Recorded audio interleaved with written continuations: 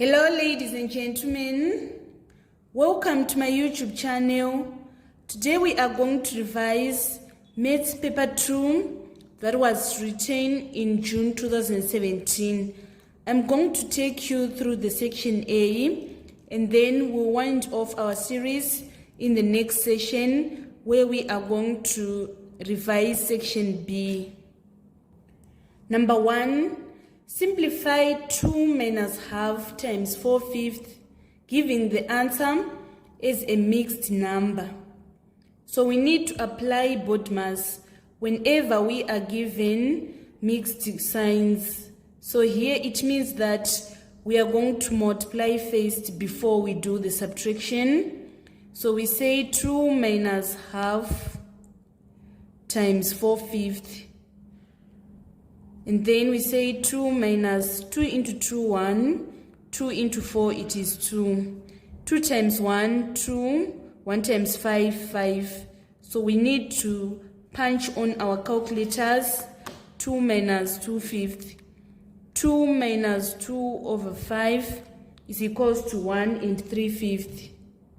It is very important, guys, that you just don't punch the answer on the calculator, but you should show the working so that you get all the marks on number 1A. Let us move on to number 1B. We are supposed to find the highest common factor of 2 to the power of 3 times 3 squared times 5 times 7 to the power of 4, and also this expression and this expression, leaving the answer in index form. If we want to calculate the highest common factor, we need to take the one with the least indices. For example, on powers of 2, we are going to take this 2 to the power of 3. It is the one with the least indices. So we write 2 to the power of 3 times, and here on 3, the one with the lowest number of indices is this one. It is 3 to the power of 1. So we come here and write 3 to the power of 1. And then on 5, the one with the least indices is 5 again. So we write times 5 to the power of 1. And then on 7, the one with the least indices is 7 to the power of 2. So this is going to be our highest common factor. We are supposed to leave the answer in index form. So we are going to leave it in this form. And then on number 1C, we are supposed to find the lowest common multiple of 3x squared y, 5x cubed y squared, and 8xy cubed. So we are going to say our lowest common multiple is equals to 3 times 5 times 8. And then here we need to take the one with the highest indices. For example, on the powers of x, the one with the highest indices is x to the power of 3. And then for y, the one with highest indices is y cubed. So we are going to say our lowest common multiple is 3 times 5, 15, 15 times 8, 120, x cubed, y cubed. And then on D part 1, we are supposed to express 248 as a product of its prime factors. So we are going to use the division method. We say 2 into 248, we get 124. 2 into 124, we are going to obtain 62. 2 into 62, we are going to obtain 31.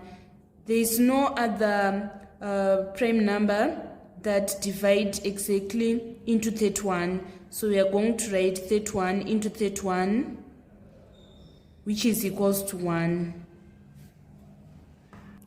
We are going to write 248 is equals to 2 to the power of 3 times 31. We are saying 2 to the power of 3 times this 31 in order to get 248. And then on part 2, we are supposed to find the number by which 248 must be multiplied to make it a perfect square. So we are going to obtain this answer by taking all the numbers that are not in pairs. We are not going to select this 2 times 2 because it is in pair. We are going to select 2 and 31. So we say 31 times 2, which is equals to 62. So it means that the number by which 248 must be multiplied to make it a perfect square is 62. I can prove for you guys. If you say 248 times 62, you are going to get 15,376. And then we say the square root of this, it is going to be 124. So it means that if we multiply 248 by 62, we are going to obtain a perfect square. So this was the complete solution for number 1. Let us move on to number 2. Number 2a, two similar square-based pyramids have base areas of 9 square centimeters and 25 square centimeters. Find the ratio of their volumes in the form A is to B, where A and B are integers such that A is less than B. So we are given the ratio of area, which is 9 square centimeters is to 25 square centimeters. This is the ratio of area.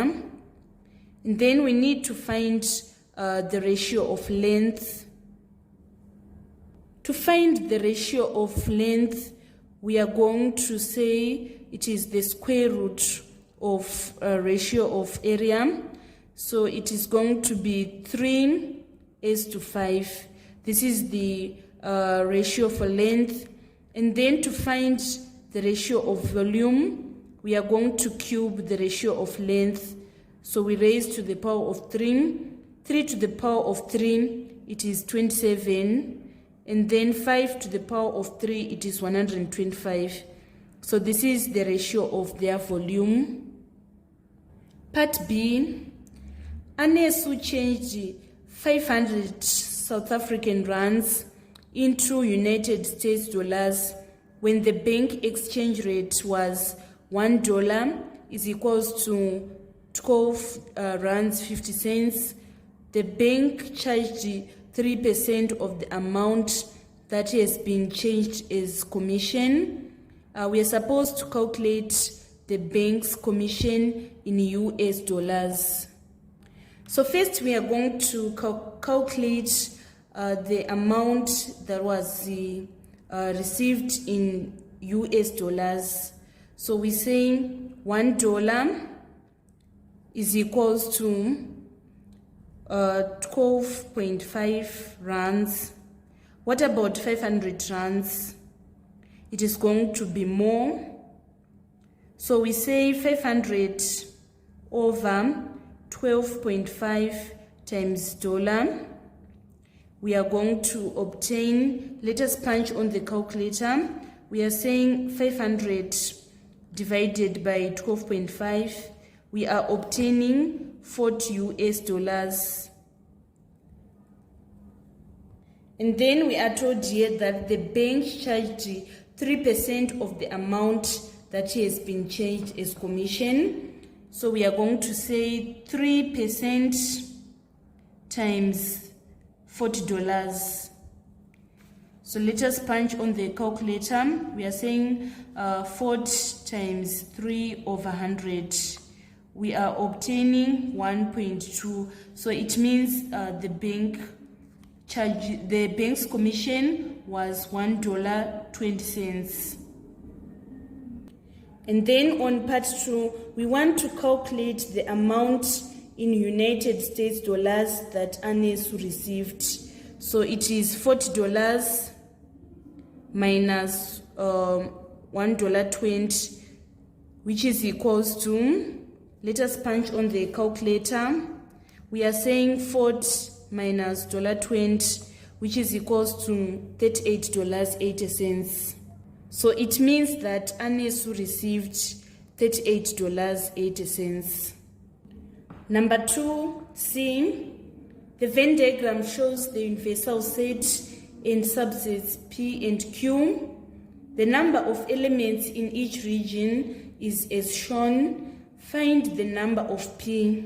So in order to find the number of P, we are going to say 14 plus 10, which is equals to 24. And then on part 2, we want to find the number of Q prime, where Q prime is the complement of set Q. So when we are saying the complement of set Q, we mean the elements which are not in Q. So we are going to write 14 plus 16, which is equals to 30. And then on part 3, we want to find the value of W if the number of elements in the universal set is twice the number of elements in Q. So the number of elements in universal set, we have this 16, 14, 10, and W. So we write 16 plus 14 plus 10 plus W is equals to, we are given that it is twice the number of elements in Q. The number of elements in Q, we are having this W and this 10. So we say 2 times 10 plus W. After this, we need to make W the subject of formula. So 16 plus 14 plus 10 is equals to 40 plus W. And then here we are having 20 plus 2W. We are going to shift this 20 to the side. It is going to be 14 minus 20. And then we shift this W to the side so that it is going to be 2W minus W. So it is going to be 40 minus 20, which is 20, is equals to W. This was the complete solution for number 2. Let us move on to number 3. Number 3A, it is given that 244 base n plus 32 base n is equals to 331 base n. We want to find the value of n. So we need to convert base n to base 10. All the digits that are in base n, we convert them to base 10. So 244 base n to base 10, it is going to be, here we have n to the power of 0, n to the power of 1, n to the power of 2. We need to fit in our value, which is 244. So it is going to be 2n squared plus 4n plus 4. We need to convert 32 base n to base 10. It is going to be 2 plus 3n. Then we need to convert 331 base n to base 10. So we fit in here so that we are going to have 3n squared plus 3n plus 1. Now that all the numbers are in all the questions, so all the terms, they are now in base 10. We are going to say 2n to the power of 4 plus 4n plus 4 plus 3n plus 2 is equals to 3n squared plus 3n plus 1. Here it is 2n squared, not to the power of 4. Here we are going to have 2n squared 4n plus 3n is 7n. 4 plus 2 is 6. Here we have 3n squared plus 3n plus 1. We are going to shift all the terms from the left side of the equation to the right side of the equation, so that we are going to remain with 0 is equals to 3n squared minus 2n squared plus 3n minus 7n plus 1 minus 6. So 0 is equals to, here it is going to be n squared, and then 3n minus 7n, it is going to give us minus 4n, plus 1 minus 6 is minus 5. So we need to factorize here.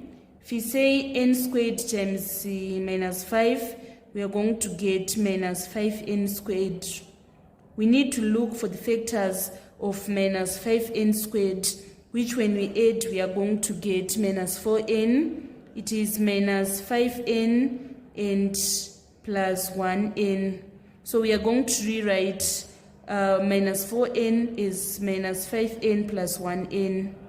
So we write 0 is equals to n squared minus 5n plus n minus 5. So we factorize here. We factor out n and we remain with n minus 5.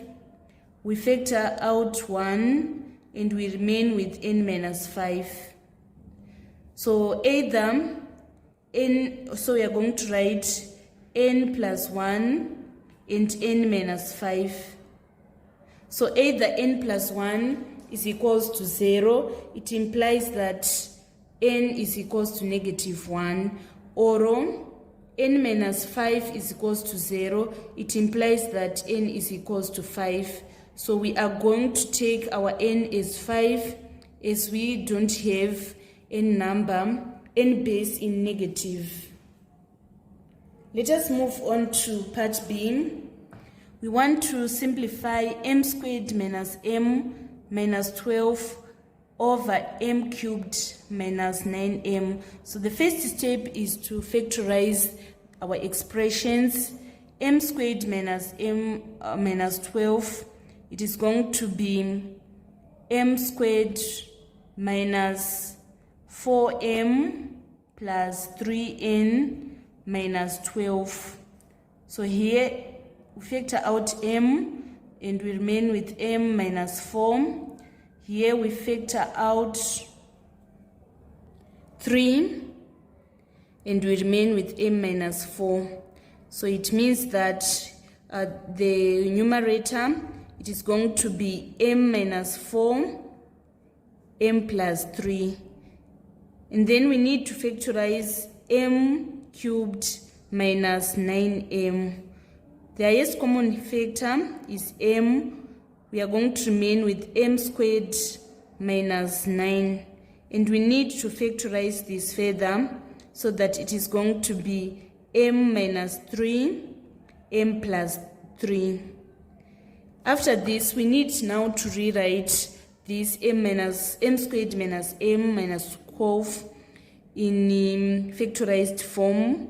It is going to be m minus 4 times m plus 3, and m cubed minus 9m, it is going to be m minus 3, m plus 3. After this, we need to cancel the like terms. So this m plus 3 is going to cancel this m plus 3, so that our final answer is going to be m minus 4 over m minus 3. Let us move on to number 3, part C. Number 3C, the length of each side of an equilateral triangle is 8 centimeters. Calculate the area of the triangle. So first I'm going to draw a rough sketch diagram of equilateral triangle. So here we are having 8 centimeters, here 8 centimeters, here 8 centimeters. And you should know that an equilateral triangle has interior angles of 60 degrees each. 60 here, 60 here. So to find the area of the triangle, we are going to say area of the triangle is equals to half AB sine theta. So we say half times 8 times 8 sine 60. We need to punch on the calculator. So we are saying half times 8 times 8 times sine 60. We are obtaining 27.7128. The degree of accuracy is not specified, so we are going to round to 3 significant figures, so that our final answer is going to be 27.7 square centimeters. And then on part 2, we want to express the area of the triangle in square meters. So 1 square meter is equals to 10,000 square centimeters. What about 27.7 square centimeters? It is going to be less. So we say 27 over 7 over 10,000 times 1 square meters. Let us punch on the calculator. 27.7 divided by 10,000. We are obtaining 0.00277. That is going to be our final answer. This was the complete solution for number 3. Let us move on to number 4. Number 4a, h varies directly as square root of q, and h is equals to 51 when q is equals to 289.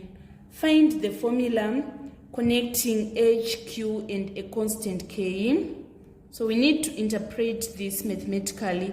We are saying h varies directly as the square root of q.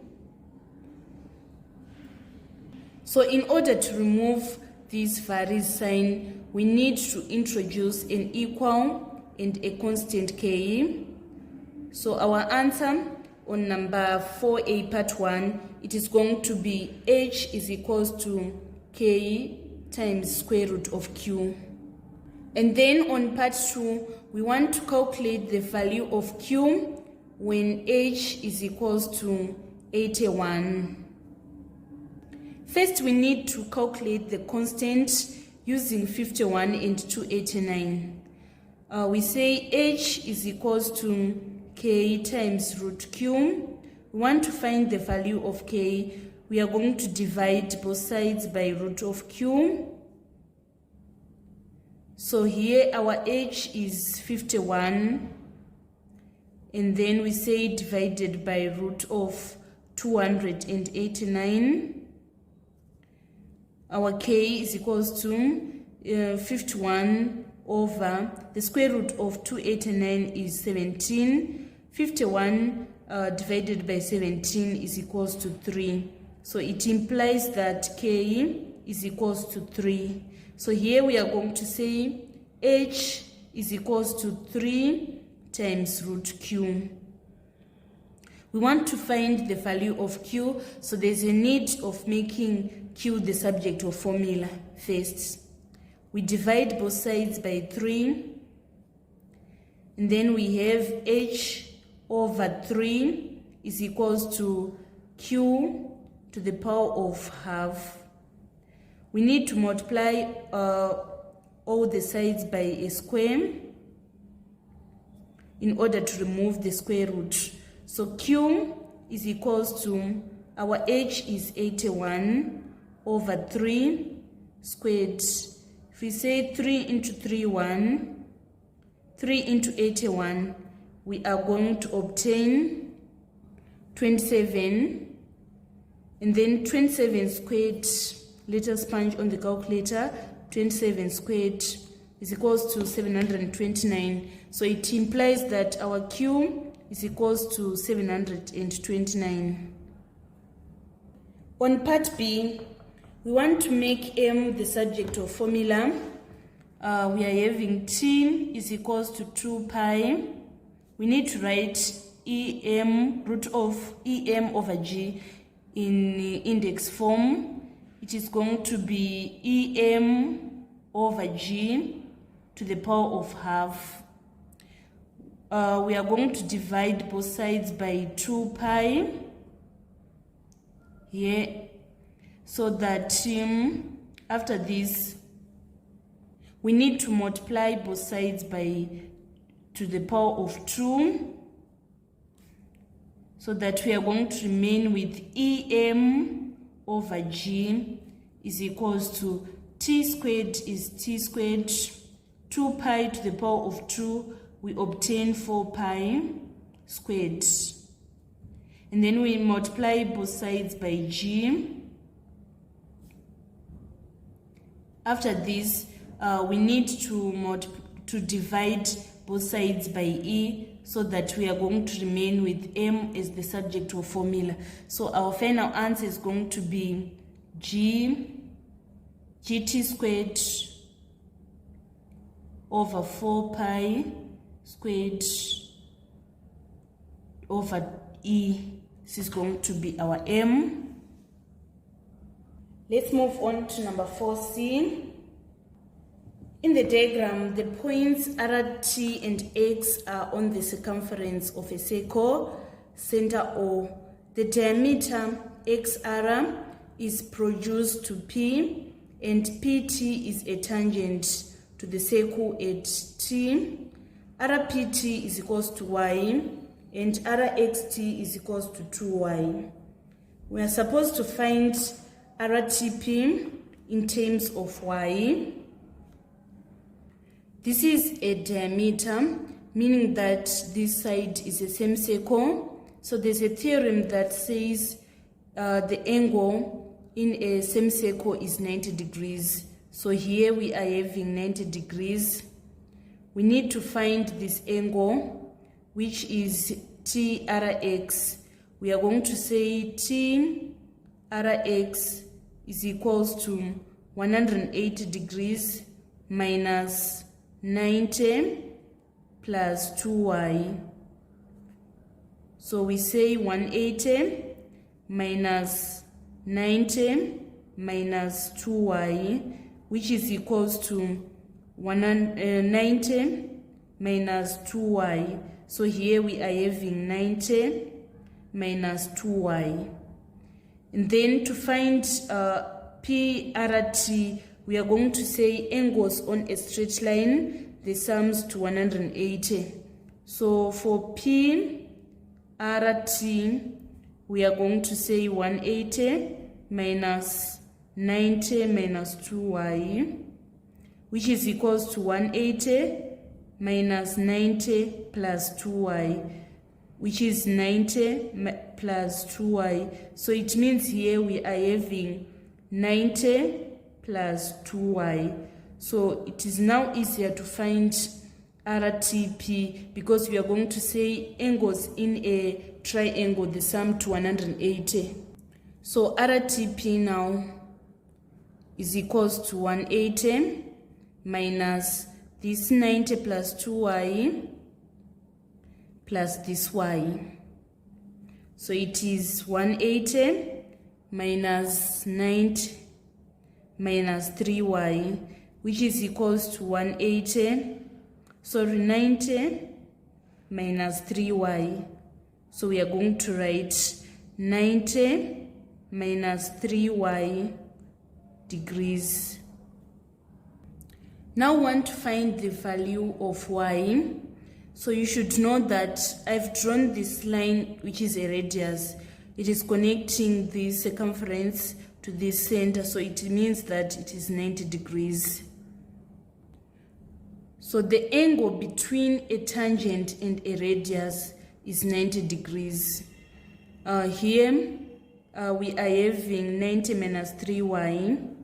So if you say 90 minus 3y. Here I have divided the 90 degrees into exactly half by joining from T to the center. So it means I have added 45 degrees.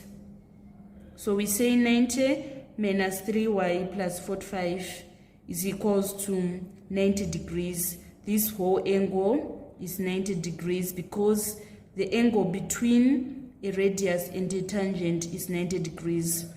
So here, if we say 90 plus 45, we are going to bring this minus 3y to this side so that it is going to be positive 3y, and we bring this 90, it is going to be 90 minus 90 plus 45.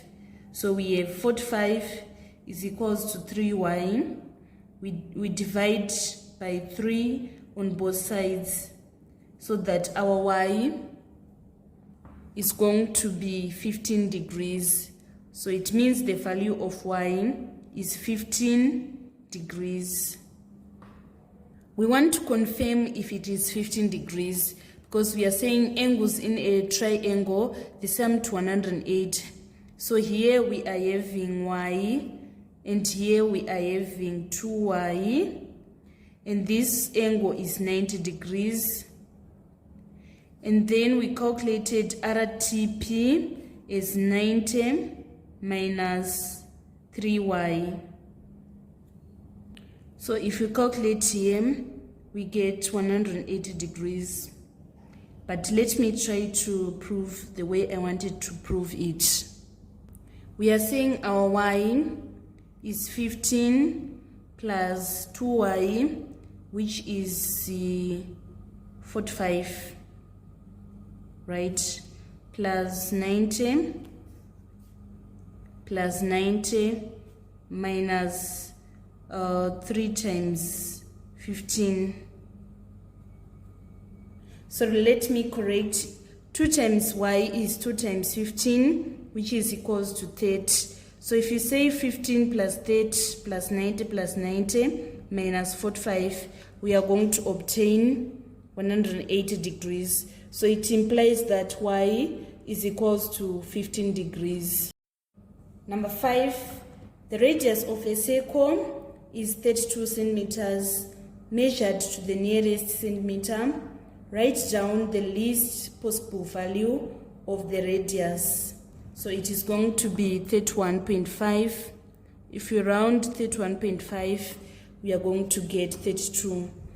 And then on part 2, taking pi to be 22 over 7, we want to calculate the least possible value of the circumference of the circle. So the formula for calculating circumference is 2 pi r.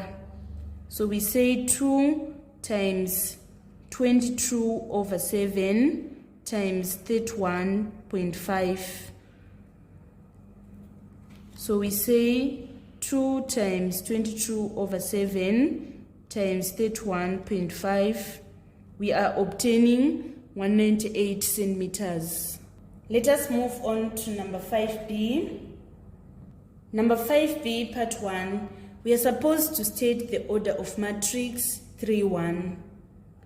So when you are stating the order of matrix, we mean the number of rows and columns that a matrix has is called its order or its dimension. So we need to start to state the number of rows. Here we are having this 1 row. And then we need to state the number of columns. We are having 1, 2. So it is going to be a 1 by 2 matrix. On part 2, we want to evaluate 3, 1 times 4, 3. We are having a 1 row by 2 column, multiplying a 2 row by 1 column. So our answer needs to be a 1 by 1. We are going to say 3 times 4 plus 1 times 3. This row times this column. 3 times 4, 12. 12 plus 3, 15. So our answer is going to be 15.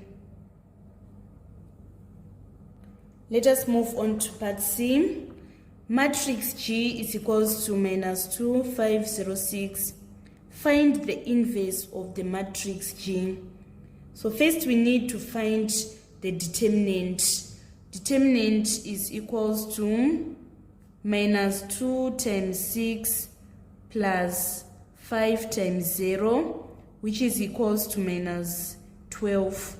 And then to find the determinant, the inverse is equals to 1 over negative 12 times minus 2 and 6. They are going to interchange their positions.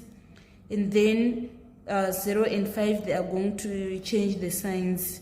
So our answer is going to be 1 over negative 12, 6, 0, minus 5, minus 2.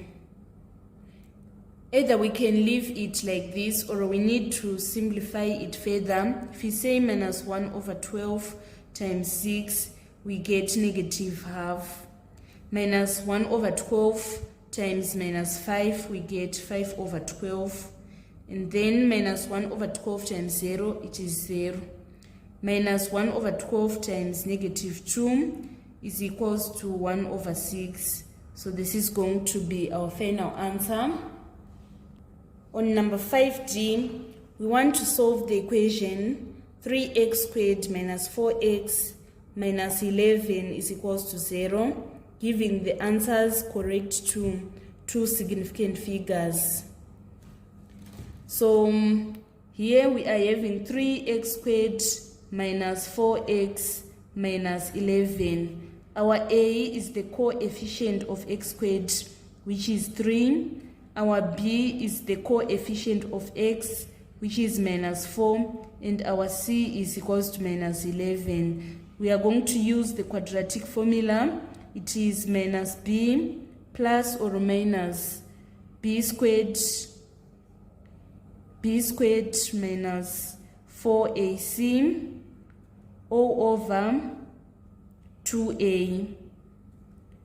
So if we say minus 4, we are going to get positive 4 plus or minus, and here b squared, if we say minus 4 times minus 4, we get positive 16. And then if we say minus 4 times 3, we are going to get minus 12. Minus 12 times minus 11, it is going to be 132 all over 2 times 3, which is equals to 6.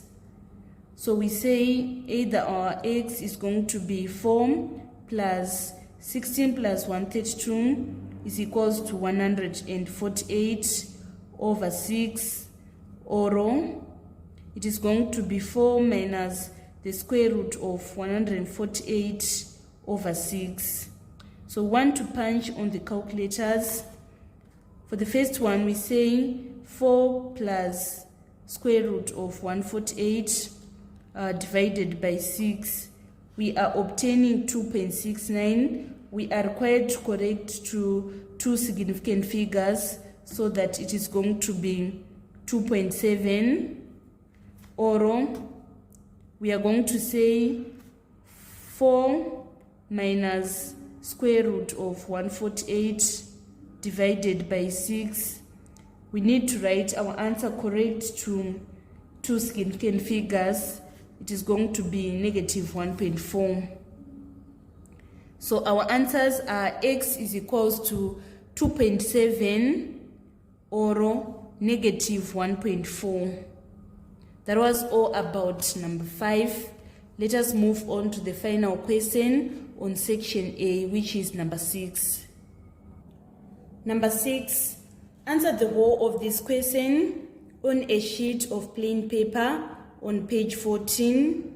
Use ruler and compasses only for all constructions, and show clearly all construction lines and arcs. All constructions should be on a single diagram. On part 1, we are supposed to construct triangle ABC in which AB is equals to 8 centimeters, AC is equals to 6.5 centimeters, and BAC is equals to 60 degrees. So line AB has been drawn on page 14. So first I'm going to construct 60 degrees, which is our BAC. So from point A, I'm going to construct an arc like this. And then from this point, I'm going to construct another arc. After that, I need to join A and the intersection of the two arcs. So by doing this, I have constructed 60 degrees. Next, I need to measure 6.5 centimeters from A. So 6.5 centimeters is this to this point. So I'm going to label C here. I need to construct an arc here and an arc here. After this, I'm going to join point B and point C using a ruler. So here I'm going to have this. By doing this, I now have a complete triangle ABC. And then on part 2, I want to construct the locus of points equidistant from AB and BC. So I'm going to construct an angle bisector. From point B, I'm going to construct an arc and also another arc here. After this, I'm going to construct two further arcs like this and another arc like this. I need to now to join the intersection of these two arcs and the vertex here. So by doing this, I have constructed an angle bisector of AB and BC. And then on part 3, I want to construct a perpendicular bisector of BC. So this is the BC. I need to open my canvas. It needs to be more than the half of the line, like this. And then I construct an arc here and also an arc here. And then from point C, I need to construct another arc like this and also another arc like this. So I'm going to extend this arc so that it is going to be like this. After this, I'm going to join the intersection of the two arcs. So this line is going to be the perpendicular bisector of BC. On B part 1, I want to shade the region inside the triangle containing the set of points which are nearer to BC than AB and also nearer to C than B. So the border is going to be this line for the first part, where we want to shade the region which is containing set of points which are nearer BC than AB. So it means that it should be at this side, because this perpendicular line, this perpendicular bisector line is the border line which is going to determine that the shaded region should be at this side. And then so we need to shade this side first. On another part, we want to shade the region which is nearer C than B. This is the line that is going to divide the region, so it should be nearer C than B. So the region that is satisfying both terms is this region. So I'm going to shade it out. So this region is containing set of points which are nearer to BC than AB, and also which are nearer C than B. And then on B part 2, we want to measure and write down the length of BC. Measure and write down the length of BC. BC is equals to 7.5 centimeters. And then on part C, we want to describe the locus represented by the perpendicular bisector of BC in a part 3. So it is the locus of all points that are equidistant from B and C. This was the complete solution for number 6. This marks the end of our tutorial today on section A of paper 2 that was written in June 2017. Thank you so much, guys, for following me on this channel. Please don't forget to subscribe, like, and share my videos. I love you all. This is Eve signing out.